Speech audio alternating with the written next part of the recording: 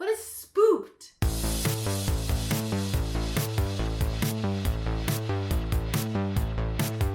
So, Halloween. I have seen Halloween. I have not. I've only seen it once. I still have not. What are you expecting out of this movie? I mean, I know a little bit about it. Like, I know one of the main people in it.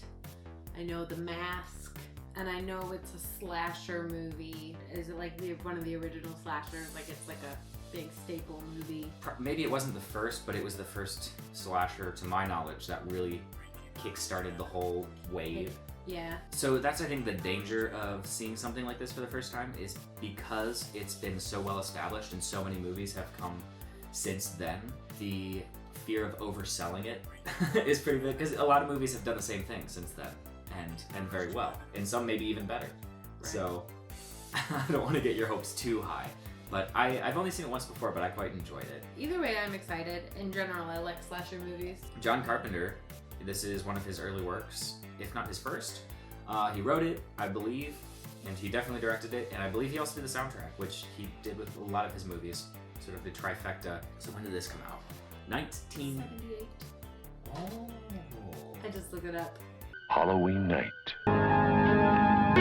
Halloween. Evil. Halloween. Holy cat. Halloween. I thought it was great. I was very annoyed with the fact that he didn't die. I think I kind of already knew that based on just How many movies there are in Right. the series. and yeah, I assumed he didn't die. But it was annoying to watch because it's like, why are you putting the knife down? What are you doing? Why are you putting the knife down again? What are you doing? But that was fun because then I got really into it. But yeah, I thought it was really good. What was most unexpected about the movie for you? Well, it was more like little things. It wasn't like big aspects of it. Yeah. The way he placed Laurie's friends in the bedroom after he got them, after he killed them. Right at the beginning, I was thinking maybe it was actually going to be that this random guy came in and killed Michael's sister, and Michael saw it, and he was already kind of an unhinged little kid. I could have seen it going either way. I saw it several years ago, and I've only seen it once. I think the thing I was most impressed with is how restrained the movie is in general. Mm-hmm. Like, when it's excessive because 70s. But for the most part, for example, we barely even see the antagonist. We just sort of see like his shoulder or his silhouette. Yeah, I like that. Yeah, they play it real cool all the way up until the end. And so when you do finally see the mask and the character kind of is revealed, it's much more of a scary thing. And there are a couple jump scares that happen, but overall, barely. Overall, I thought it was really good at building a level of tension. Also, I was really impressed with the soundtrack because while we were watching it, I was like, wow, this shot is really tense. But if we were to just take out the audio or add just like a standard studio classical score, it wouldn't be nearly as tense. Right. And I think that's in large part due to John Carpenter. Not only did he write it, but he directed it and did the soundtrack. So it just feels like, even though maybe there's not the budget and the movie's a little bit cheesy at times, it feels like its own cohesive whole. Like, it's fully formed. What did you like the least about it, and what did you like the best overall? Well, when it comes to any movie, but slashers and horror as a whole, I find these to be annoying and uncalled for things. Boobs.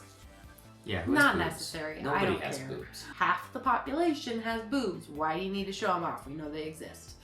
Anyway, it's not like obnoxious, but it's still... Oh, it is obnoxious. in comparison to other movies. Yeah, because they're only shown for the sake of titillation as opposed for any actual real reason. Right. So that's always annoying with these kinds of movies, in my opinion.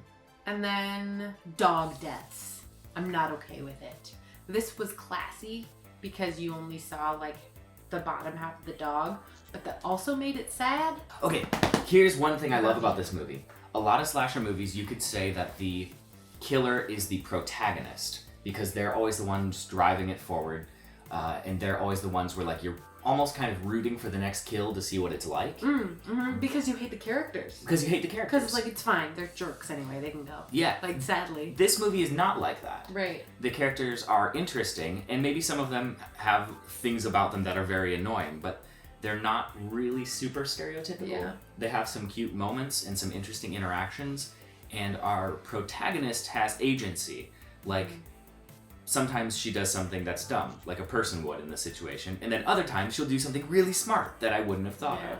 This one feels more like a movie in that we have a protagonist to root for who's not the psychopathic bad guy. You mentioned when he gets his mask removed, and it's like, that's like a really tense moment and stuff. I felt the mask being taken off was almost like a slight hint at the possibility of him actually having humanity, because you kind of remember that he's like a kid when and he almost looks scared, but it's because his mask's not on. Even when he first killed his sister, he made sure to put the mask on. So I wonder if there's some underlying thing there where it's like he has to be hidden somehow in order to not have to deal with not deal with what he is, what's going on. Yeah. That's interesting. So, who would you recommend this movie to, and who would you not recommend this movie to?